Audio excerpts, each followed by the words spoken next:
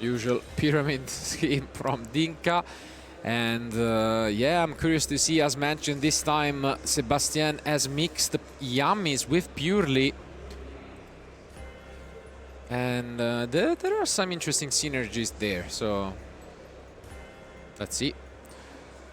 Okay, we start things off with the Purely engine, and Dinh-Kha, you know, I mean, familiar with it, you see? Respect, I think it was another respect.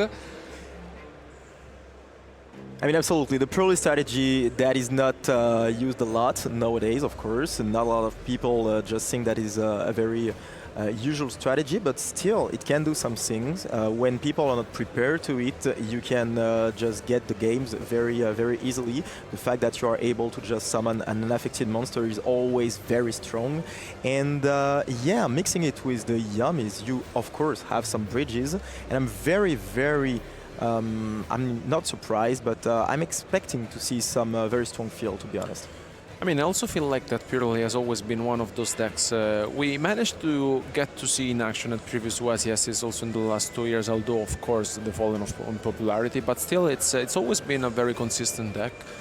And I really feel like it's one of those decks can really afford throughout the current format and also previous ones to basically be super competitive. Because if we look also at the Sebastien decks with the Yummy cards, which we haven't yet the chance to see in action, I really feel like you can basically adapt your strategy depending, of course, on the current format. But I also like the extra deck because essentially it's pretty much all one-offs. And that's all you need, pretty much. Yeah, I mean, especially when you mix such heavy, you know, extra deck reliant engines. Of course, extra deck space is an issue, but oof, it's a miss. I mean, gotta feel bad, but Dinh-Kha also got some important information, and here he goes. Wow, do we actually have the way to play right away? And that's a big opener from Dinh-Kha, who also just showed that he is not on just Fire King, but on those Juraks. Yeah, I mean, I think this is a good addition in Dinh-Kha's deck, which we haven't get the chance to see in previous tournaments, because essentially the Jurak Megalo has a nice effect, which gets to send one of the Jurak monsters also from the extra deck, which is something great, honestly. And also, once it's onto the field, you can discard up to 2 cards to draw essentially 2 new fresh cards from your deck.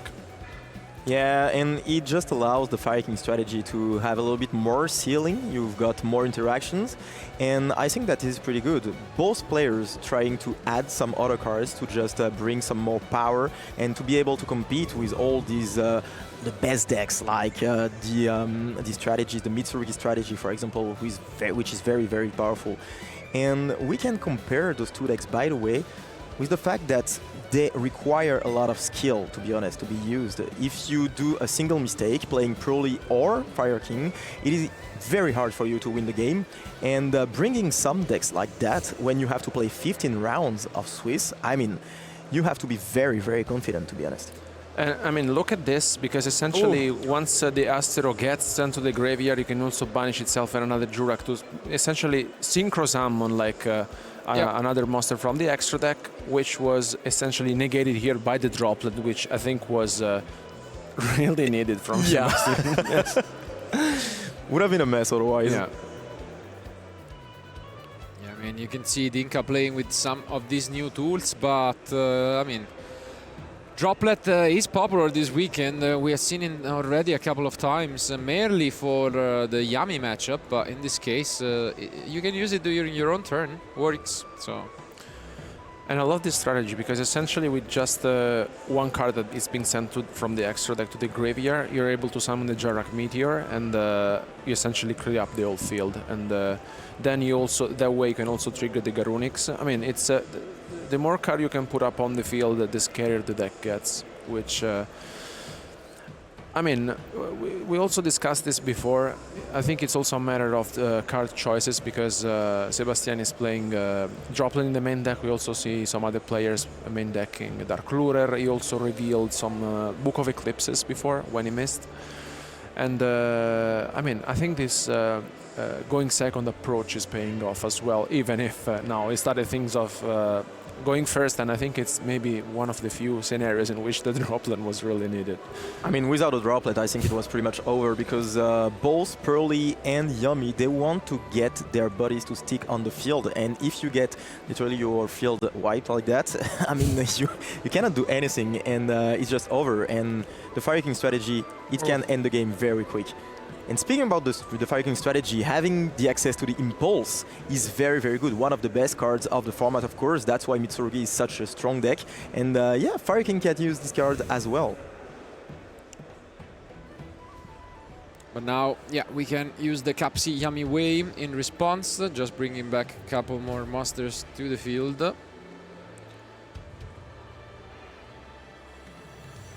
And yeah, I guess we just get rid of these Meteor.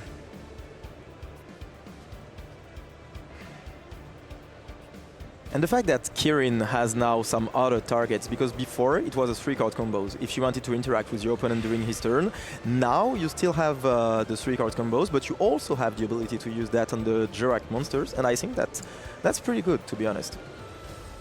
I mean, also, I feel like that every single time that we have quite of an established meta game in which maybe we have 3 or 4 dominant decks, Dinh-Kha shows up and proves us wrong, I would say.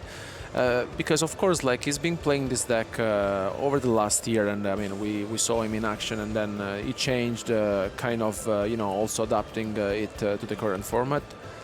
But I also really feel like that whenever he comes up with these ideas of like also adding up the Juraks, I also wonder, yeah, okay, maybe we should consider him once again for the title, because of course, when you don't know what you're up against and with such niche interaction, honestly, yeah, how do you even deal with that? And here we are gonna set up the Herald, which is extremely problematic for Fire King, you know. Destroying cards in the end or deck is common, and yeah, that's a big issue. Absolutely, the second effect of the Herald is very, very strong because you don't want to get your resources banished, which is a bit hard for you, but there still is the Kirin for now on the field, which can just deal with the Herald. Technically, but here you can see there is the Link exactly on the field. So one of the new tools from the latest Forbidden Limited list. Not surprisingly, he's back. Yeah, absolutely back, and works great in Yummy. And yeah, although we do have a Purely card on the field, this looks more like a Yummy opener than anything else. Here. But there is my friend on the field. Yeah, exactly. He's there, supporting.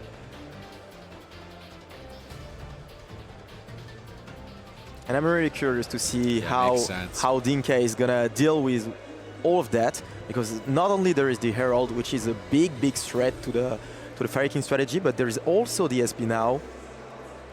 Yeah, this was all the Yummy strategy played so beautifully by Sebastien, and I think, yeah, Dinh-Kha has just seen enough. Yeah.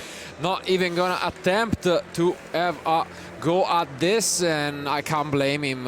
What an opener from the Frenchman.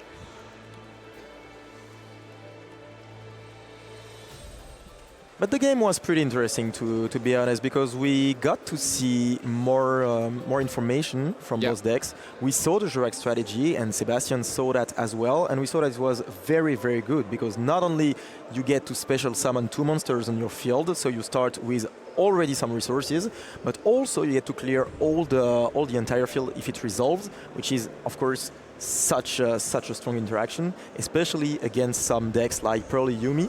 And we know that Yumi is one of the best decks of the format, if not the best one. So of course you want to have such tools against those decks. Yeah, I mean, of course we can never count Dinh-Kha out, especially in this kind of matches, because we have seen him a lot of times being 1-0, bit down and recovering for him. But I mean, I think the drop, of course, was the card that saved Sebastien, because I mean, with such interactions, honestly, I think it would have changed so much the game with the Meteor itself, just shutting down essentially Sebastien's strategy, leaving him with 1 card in hand. So, yeah. But now we go to the side decks, and of course Dinh-Kha gets to go first. And I've got some exciting news for our lovely host Ed Templa. because I see that Dinh-Kha is also playing that Oviraptor, so one of his favorite cards ever, and so I'm sure you will be excited to see it in action possibly. But yeah, I mean, going first, the deck is obviously very consistent. He can set up multiple forms of disruption. And yeah, it could line up very well, as you've mentioned already, Jean. You know, both Purely and Yami have similar weaknesses where, you know, if you just clear the field and keep on destroying them, they don't have so many pushes. And let's see how they will be paired up against. On the other hand, I mean, I would be shocked if Sebastien had Fire King in mind as one matchup. But I mean, Droplet worked. We saw already Book of Eclipse in the main deck. He could also be an interesting option to just keep. He had the Droll and Lock, which is also annoying. So I think he could just keep it as is. But I think they are done. So without further ado, let's just go to the table.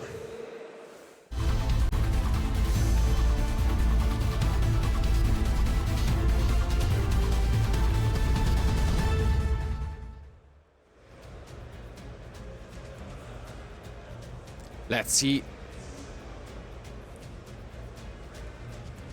what this has in store. A lot of different ways to start plays. I know. We saw some cards. I know. I know, right? But do we open this access to Fire King Island? What do we want to go about our play? And okay, we do open Volcanics. Solid.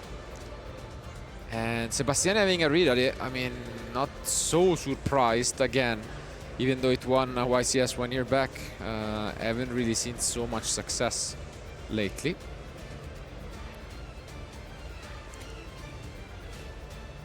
So opening with Volcanics is a pretty strong start, to be honest. This is a good one, especially considering the fact that if your opponent has some targeting interruption, you still has the ability to just chain Kirin and get your effect going through. Here we're going to get rid of the Ash, which is indeed a fire monster. Wow. And search the Garonix, which will be able to special summon itself. Yeah, obviously getting rid of Ash is not ideal. Might signal a second copy, even though in this deck you can get it back with... but as mentioned, there is the Droll and Lock Bird. And it could be annoying. I was saying you can go a Sunlight Wolf often and, you know, in a combo get the Ash Blossom back. But, yeah, I guess you would rather destroy other cards. There we'll see, because the Fire King strategy sometimes can just navigate around the Draw and Lock Bird and just manage to just get the whole field. But also Ash from Sebastien. Yeah. That's a lot. Yeah, however, there goes and we're going to see the talent. Wow. And that's rough. If you get rid of Friend, you have nothing in that end. You're gonna have to top deck the right card. And also something important to mention, we have seen players using Ash Blossom against Dinh-Kha back at the YCS, and with the Ita, it was actually detrimental because you can get into Ita and then Princess and still play. So this might actually be worse for Sebastien. Let's see if he decides to just go into this play, and I think he is going to do so. The Ita is right there, a lot of sense. Using the Ash immediately and going into the Promethean Princess. We've seen her so many times in the past, and she's back.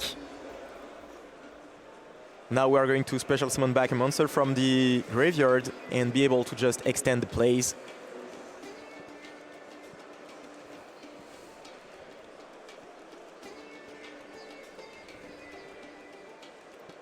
And you know, every single time we see Sebastien reading the card, I just can't stop telling myself that you have to bring a deck like that, you know, to a YCS. Yeah, absolutely.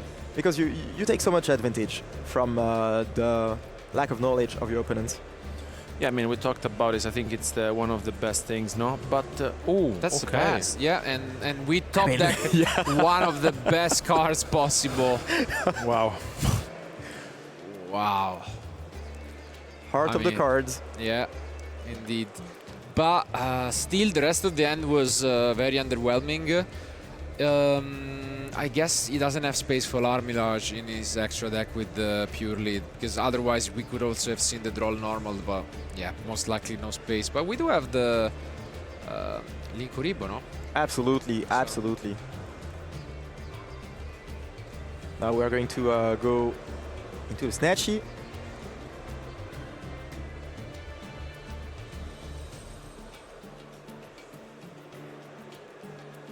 And a bit of sinking over here, trying to figure out what Sebastien wants to do and what he can do exactly.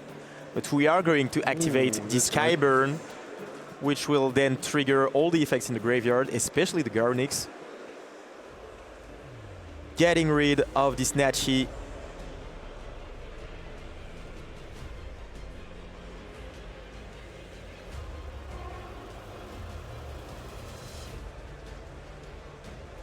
Runix being special summoned and able to destroy from deck. I mean, pretty good spot to be in, to be honest. Right now, I don't see much things that Sebastien could do.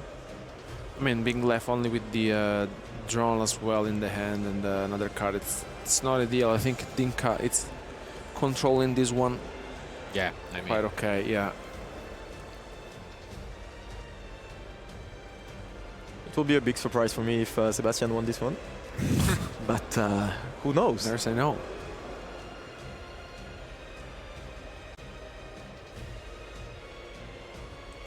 yes, indeed, and this Fire King Avatar Kirin is a new inclusion in the deck as well, allowing you to extend your play sometimes further. It acts as a sort of Foolish Burial, and yeah, that is it. As expected, this is gonna be a quick one. I mean, already 2 games down in about 17 minutes. And that is good news. It means that this amazing match will go to game 3, and we'll have plenty of time for that game, over 30 minutes to be played. Well, it didn't look close for either of the two going first, no?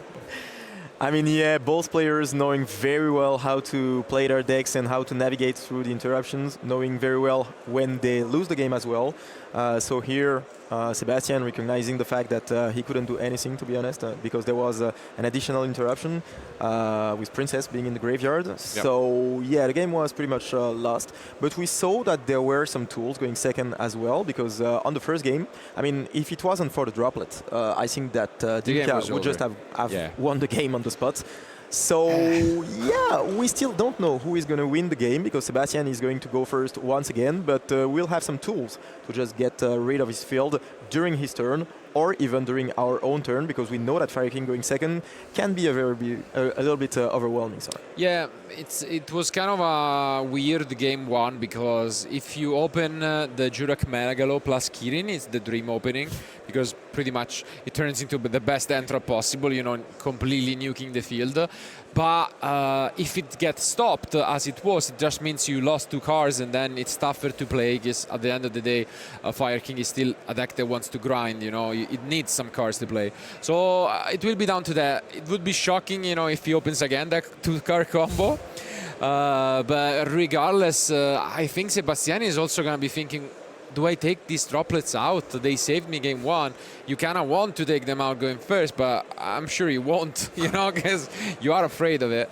And we'll see. It seems very confident, though. As you can see, he's the one who is already done with his side deck, so that's surprising to me. I mean, I feel like for sure he's gonna take out the Dark Ruler no more. This go out. That's a good idea. Anyways, Book of Eclipse. Most likely, depends. It's alright, it's okay. But yeah, not the greatest maybe. And the thing is, again, you have to try and improvise, and he was quick with it. I see an interesting quick spell that could be very good against some of these Fire King cards, but truth is, we haven't really seen an island being on the field at all in this match yet, so that's also something. And yeah, regardless, I mean, it's nice again to see both of these duelists, new format, new rules, but undefeated with really interesting decks. And that will mean, though, however, that only one of them will continue going 5-0 and trying to claim, you know, what is now And it's incredible to say only a third of the Swiss. Absolutely. You know? Like 5 rounds used to be almost half, now they are a third. You have 10 more, which is, I mean, it's a lot. So let's see. Regardless, game 3 is ready. Let's find out who will be the winner.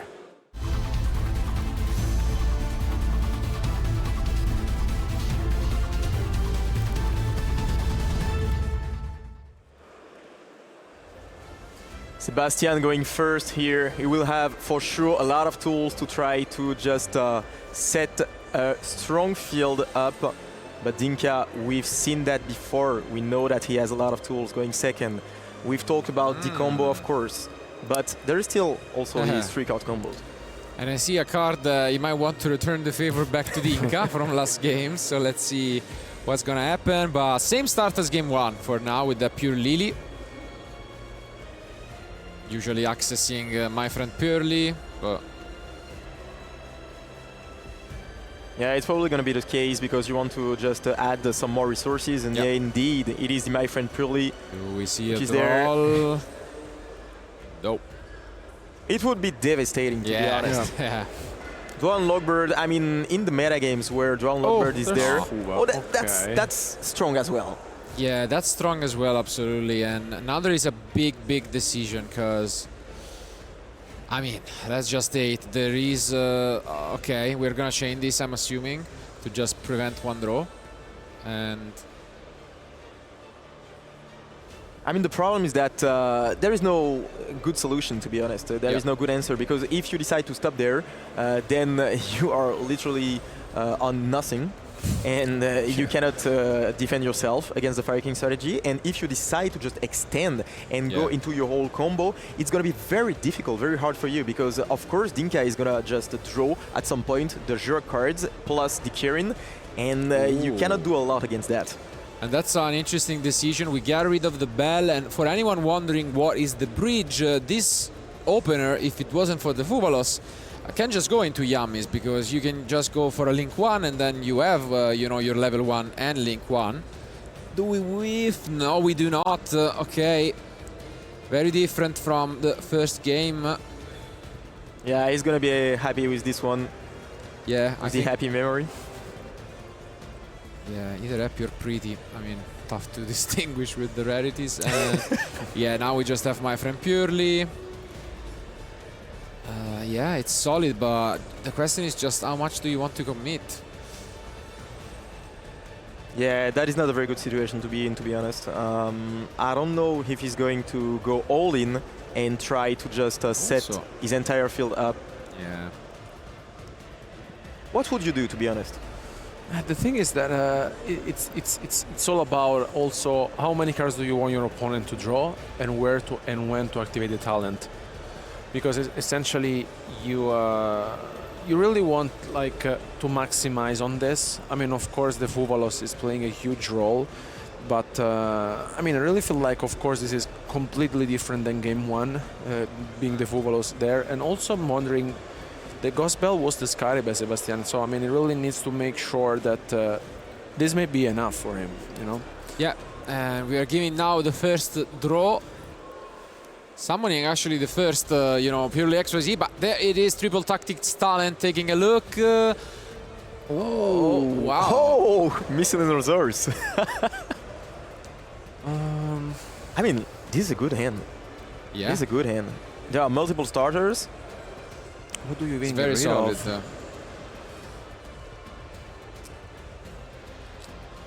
So do you get rid of the Alchonix or? Yeah. The Sanctuary as well is good. I mean, the hand looks amazing. Yeah. Oh, got rid of the Ash Blossom. So you want to combo, probably. Yeah. I guess so, but then the question is, like, you just continue comboing first, no? Because then you can take a look at the end. Yeah. So it's a bit of an interesting situation if you don't want to stop. But we should remember Michelanosaurus is limited. So even though it's there, it has been drawn as the one-off, which is, you know, quite fortunate. Obviously, the Jurek, it's a level 1, so it all works out. So now we activate the happy memory. Yeah. And I think just some clarification on, I mean, we can't really interact, so. Yeah, that's what I was wondering, Yeah. actually. Exactly. So maybe just some reminders of what these additional bonus effects are. And yeah, Sebastien yeah, not happy. I mean, don't blame him. The end is very, very strong and he's pushing. Wow. Ooh. Yeah, that's very surprising. The thing is, if you go for talent before doing this, are you really hoping that your opponent just doesn't have any other interaction? This is a big or, reveal. Kinda saved, but yeah. I mean, it's not what you expected, to be honest. That's, absolutely not. I mean, better than nothing, but definitely not what you wanted. But still, as you can see here, I mean, the goal has been accomplished, summoning this Noir unaffected. You basically ask your opponent, okay, how do you out it? And we are going for Yummy combo as well. Oh, okay. Because that seems very much committing into if now we want to go for like Capsi Yummy. And yeah, for now at least we do have the Capsi. I guess so. We are committed to just going off. Can't stop at this point. I mean, he's got the Expert Noir, which is already pretty good. And even if he gets interrupted, he can just sit on this card and try to, say to his opponent, I dare you to out it. I mean, I guess you can also just make your Snatchy if you don't want to commit, but no, he's going all in. So, Capsi Yummy way most likely. Yep. So many draws for Dinh-Kha. And that's what you want playing Fire King. Yeah. I guess maybe he wanted to check for Nibiru, but like still, I don't know how much it makes sense if you just want to continue to use the talent immediately, I guess. I don't know. Anyways.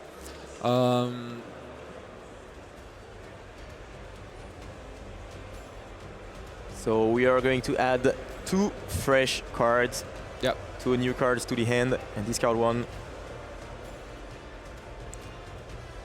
Not going for Marshmallow, and then we are gonna discard something. I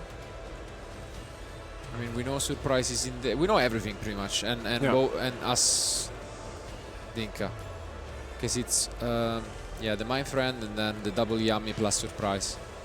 Yep, makes sense. And I mean, you can make your opponent draw a lot of cards, but if you have the Expert Noir, I mean, you are still safe. And even if Dinh-Kha draws a lot of cards, he still has a limited amount of interactions. So if he activates everything and you've got the answers, I mean, you'd better combo off. I agree. But Miscellaneous is a good card. It's a card. And so being unaffected and then possibly going for,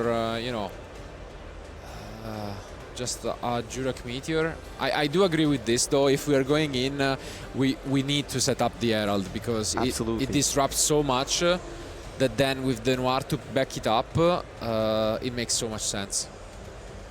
And you know, it reminds me a lot of Malice during the past format, where, you know, when you were playing Malice, you just went full combo because you knew that your opponent, even with like 15 cards in hand, it would be very hard for him to just go through the field and get rid of the follow-up. So I think this is pretty much the same here. He decided that, I mean, if you've got the Herald and the Expert Noir, it's very, very hard for your opponent. Plus the surprise, plus the Yummy. The surprise. Never mind. Speaking of surprises. And he's getting rid of the Dark Lure as well. Yeah, that's so big. Yeah, getting rid of Dark Lure is also interesting because obviously now what Sebastien can do is just use the surprise right away. But yeah, we outed the Herald and now we are sitting on like 10 cards. And we have the Mud Dragon. You can just call fire, and all of a sudden you cannot just get the cards out of the field with the Expert Noir. So very, very, very strong card. So Ed must be very happy. Ed, you know, Ed is happy. but he drew a lot of cards. And- And searching for Dogoran right here. I forgot about that, but yeah, you can do that. Yeah. And you can just get rid of the Expurli Noir right away. This- I mean, I that's mean- very strong, very, very strong here for Dinh-Kha, and he's got so many cards in hand. Yeah, this really seems like checkmate. We've mentioned it, Lunalight being in the format and having success means that players are looking for outs.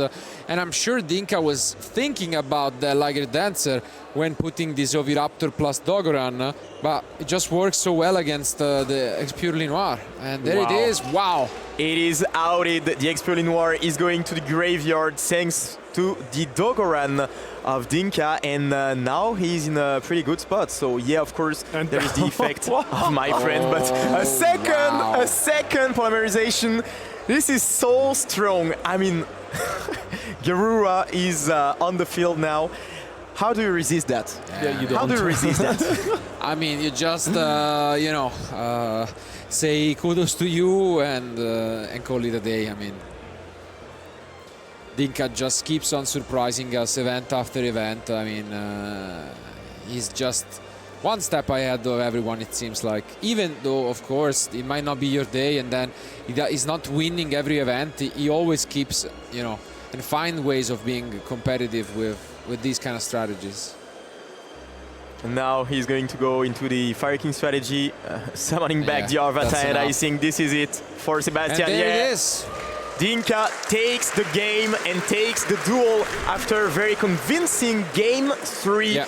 2 super polymerization plus, I mean, he had everything. Yeah, of course, the absolutely. Fuvalos was very good right there. We said that, the fact that you are able to draw multiple cards, and we know that Fire King likes to have a lot of cards in hand because you have those double, triple card combos, plus those cards that we just saw, the super poly, which is very good, and the Oviraptor, which was there for the Lunalight matchup, but came up right on time for this Expurli Noir. What a game from Dinh-Kha, what a duel we just witnessed. I mean, it was very, very interesting, to be honest. Yeah, very much so, and yeah, both really were doing well and doing their own thing with their own decks. But before we move on to talking about the deck, we can quickly jump to the backup future for just some more Yu-Gi-Oh action.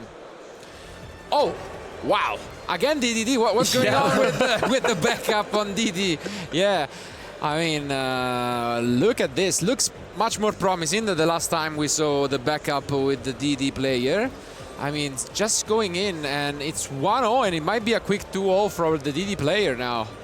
I mean, yeah, looks promising as you just said, but the DD strategy, which is very good, got some support. Yeah. And I mean, if you know how to play the deck is very scary to face, to be honest, because you've got a lot of line of plays, you've got some very convincing ways to win the game or try to win the game. And on the other hand, we see a returning deck with the Voiceless Voice strategy, some ritual summoning. I mean, we don't see a lot of ritual right now, but usually we see some, and paired with some Mitsurugi cards, of course. I mean, when you think about ritual monsters, you think about those two decks. I mean, there is still some Drytron, but Yeah. No, but interesting. I mean, it's interesting to see also, as we previously mentioned, Mitsurugi being mixed up with Voiceless Voice. That's the case. Another deck that over the last years at YCS we also got the chance to see in action. And yeah, I mean, I think that the trend today is not to play meta decks. Like, Yeah. try to surprise your opponents. Absolutely, and I mean, I like it, especially because we mentioned how important it is to just try to find your key to win matches and bring them home. But most importantly, if your opponent is not super experienced to play against this type of decks, of course you are on the driving seat for the tournament. And DDD is, of course, one of the best decks to be able to be in this type of situations. Because, yeah, there is a lot of text, to be honest, on the cards. Yes. There's some pendulum cards. And back then, you know, a few years ago, when DDD was played a little bit more than it was a few months ago, I mean, a lot of players were scared to face this deck because they didn't know exactly the lines, and if you were experienced with the deck, you always had a way to just go into your end field in a very convincing way. Plus the fact that you have a multiple end field. You are not forced to go into a single one. You can just choose your way, choose your path, and end up on different sort of interactions depending on the decks that you are just facing. Yeah, I mean, again, for the day, you know, we have seen already, and we have, as mentioned, over 2,000 duelists, close to 2,500 duelists. So you can expect to see a lot of different decks. And I mean, it seems like it is really open because we have had, you know, formats where decks felt just on a different power level. Nowadays, not so much. So you can, you know, adjust your deck and just play whatever you're comfortable with, and it can work out. So let's see. Let's see how it works for those two duelists. 4-0 for both of them. So they are in a pretty good spot for now. But as you said before, Marcelo, yeah, this is 15 rounds. And 15 rounds is it's a long way. It's a long road. It is. I mean, yeah, it's really different. As we were saying, you could even go 9-0 today, and then before you pretty much were going to sleep, you know, thinking, okay, I'm basically in top cut. Yeah. I can relax. If you go 9-0 today, tomorrow you need to win 4, and you know, that's not easy. You need to win 4 out of 6. So job's not done, definitely, and we'll see, you know. But I mean, it's as open as ever, of course. I guess, you know, making it to the top 8 pretty much requires you to go 13-2. But then you still want to make it to, well, it used to be, you know, top 64 and so on to get some of the amazing prizes. So it still matters.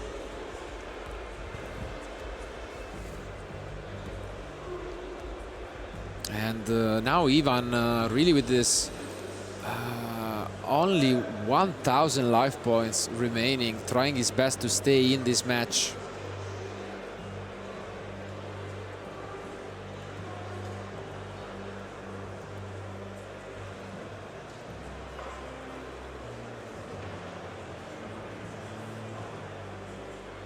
So a bit of interactions between the two players. They are just talking about the game, basically. Trying to just keep the game state fine.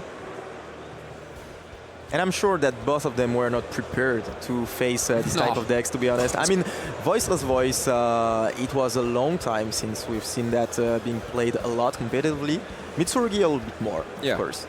But DDD, I think that going into this event, you had to know what DDD does, because you know that the deck had a lot of support. That is pretty good, to be honest. So I think that players should be prepared. Yeah, and here comes Soravis. Such a good card. Yeah.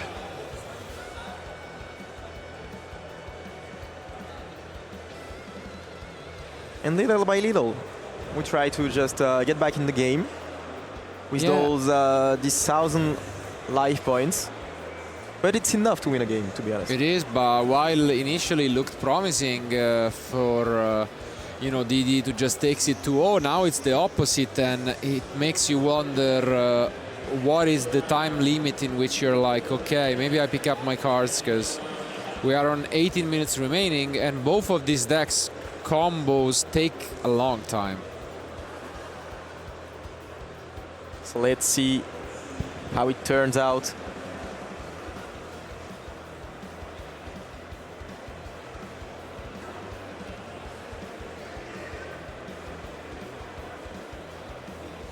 And now we are going to enter battle phase, I guess.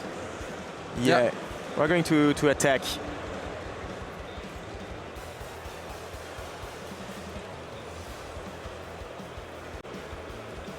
And it actually looks great now for Ivan.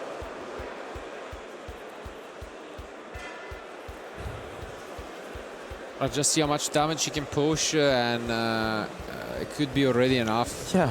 So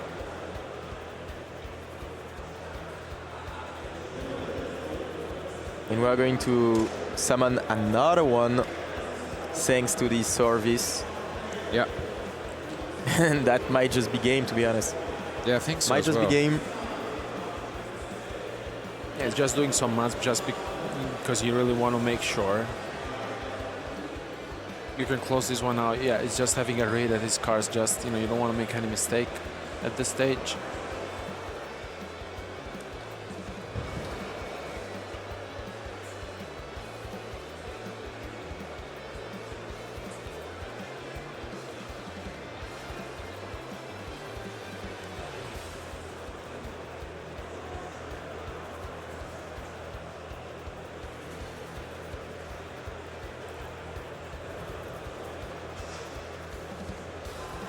But yeah, as you can see, DDD trying now to stay in this, surprising even.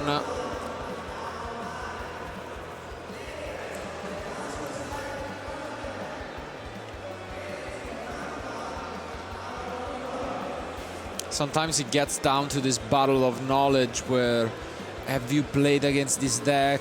Do you have your, local hero where maybe, at your local shop there is this one guy who keeps on bringing DDD and then suddenly, you know how to play the deck against the deck perfectly, and those things matter. So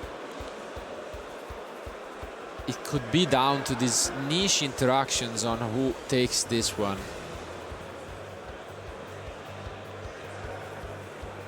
And we are continuing the battle phase, trying to get rid of all the monsters left on the field of the DD's player.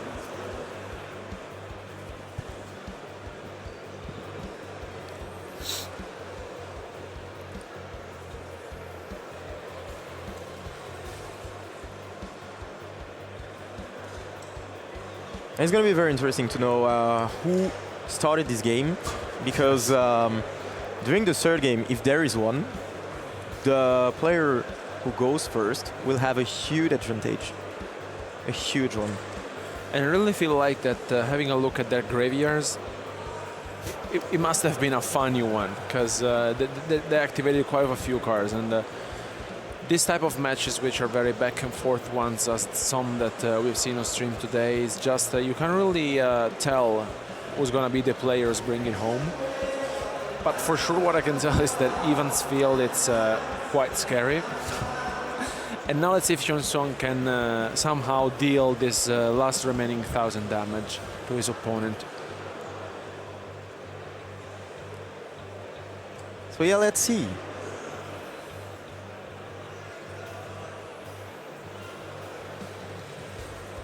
Yeah, it doesn't seem like he wanted to pick up his cards yet, and now it's down to 13 minutes remaining.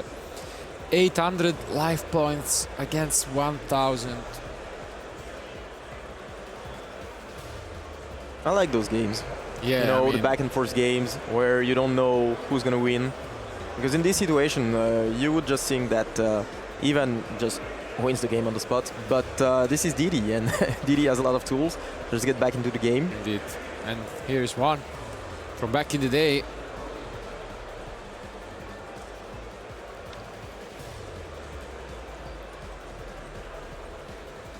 And if you manage to get rid of the continuous spells, I mean, there is right now a relinquished anima in attack position with not a lot of attack points.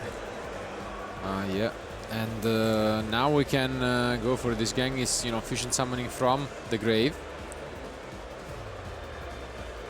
So this is a good first step.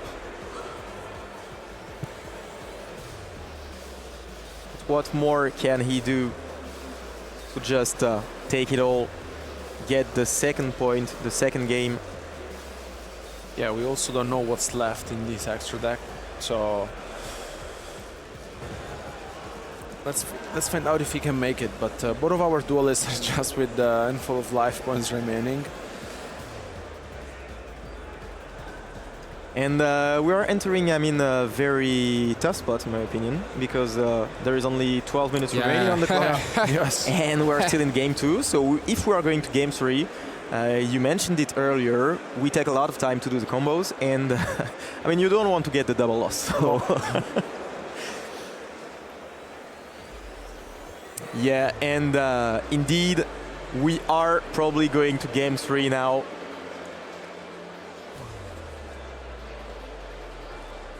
Oh, okay. I think actually even conceded. Oh, Yes, so it's a it's a 2-0 victory. Yeah, Nice. 2-0 victory. Nice. Wow, I mean, very And, nice. yeah, I mean, with the back against the wall, worked out in the end. I mean, yeah, just another show of what another of these niche picks can do. Another deck undefeated that we didn't expect. Maybe at some point we'll get it on the main future match so we can see it from the start. But regardless, now our spotlight should be on Dinh-Kha. Bui once more with a comeback down, losing the first game and then managing to climb it up with what was an amazing end with the Oviraptor for Ed's joy into the dog run. So I think without further ado, we do have our interview ready. So let's hear it from Dinh-Kha and Leo.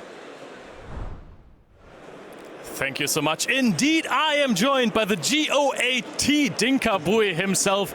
How are you feeling? Very excited. I'm really hyped after winning the game 3 in this kind of matchup because I was scared after losing game 1. I was like, there's no way I'm gonna win game 3 except I draw Fuva into some good combinations. Well, that tended to work out quite well for you. Yeah. What inspired you to play Fire King again? I mean, you won a YCS with this deck, but now again? Yes, after the Battle of Legends set got released, I tried around with the Dino cards and I figured out the cards are very good in Fire King. They are basically made for Fire King. They synergize very well and the interruptions they offer they are very insane in Fire King. Well, you're mentioning the dinosaur interruptions. Actually, let's look at game 1 for a little bit. There we have it. You had the combo. You had Kirin and Megalo. combo, yes. Tell me, what does that do? It's basically a Black Rose Dragon on the opponent's turn. If you draw Kirin and the small Jurek monster. Yes, you pop the Jurek sends the Astero, and then the Astero banishes itself, and the Megalo to summon the Meteor, which nukes the whole board, basically. How many times did you draw Kirin plus Megalo already? Today, it was the second time. Second time already. Second time. Did it win you the game the first time? Because this time you got dropleted and it didn't do anything. My opponent bricked that game. Couldn't even use it. But then, were there still hopes in that game for you? Because you, of course, also had Dominus Impulse. That was a really good hand.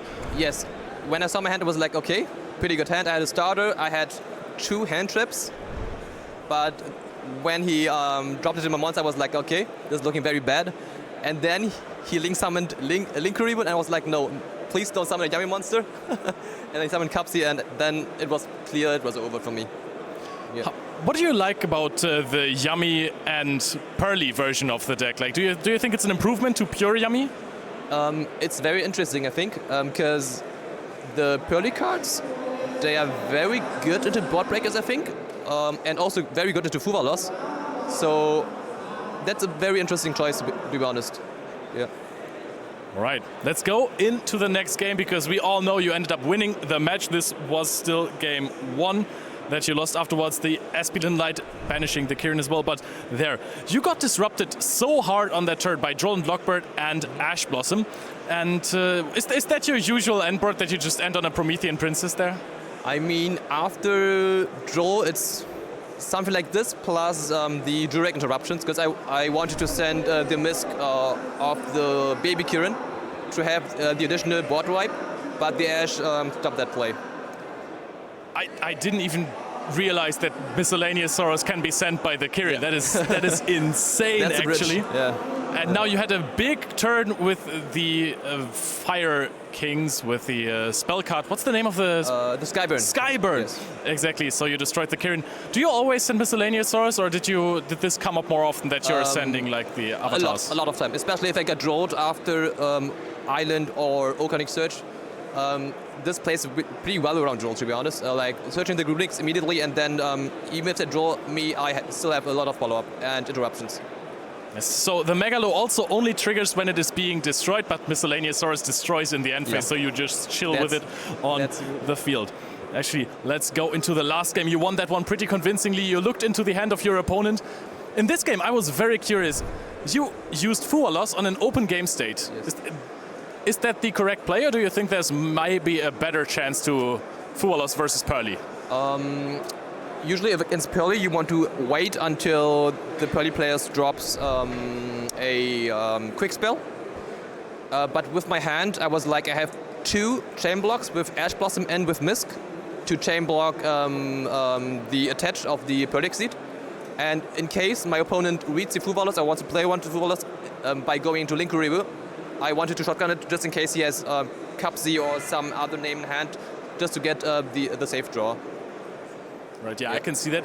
Do you agree with your opponent's choice to take away the Ash Blossom? Or if your opponent just took away some engine and then passed, you think he would have gotten it? I mean, I had 2 engine starters, which were the Sanctuary and the Olconix. So I think taking the Ash was correct in this spot, for sure. Right, and now we're going to go into the last clip here. And that is the search of Dogoran the Mad Flame Kaiju. How often did that come up this day? It was the first time today. It's mainly for Lunar Light, but it was pretty neat in this matchup, of course, as well. What do you do against Lunar Light if they have 2 Liger Dancer? One can be outed by Dogoran, and the second one can be outed by in-engine cards like the Garunix, for example, which gets up to 39 after popping a Kirin. That's an option. Also, like Raging Phoenix can run over the towers. There are plenty of outs to Liger Dancer. You're playing Super Polymerization. What matchup is this card usually for? I assume it's also Yami? For Yami. Mainly Yami, but also Mitsurugi and other decks. How often did that one came up so far? What's your MVP card of the tournament? MVP? Probably the Jura cards. The Megalo. It's my favorite card of the deck. So do you also play this as part of your main combo, like not only drawing Kirin plus Megalo, but you use like the Misk?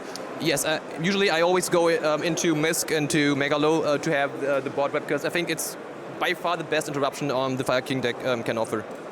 When you won the YCS with Fire King before, the deck was usually a bit low ceiling. You played it mostly because it doesn't play into the hand traps that were run in this format.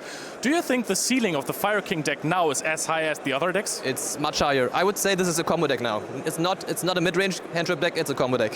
So the complete approach changed? Yes.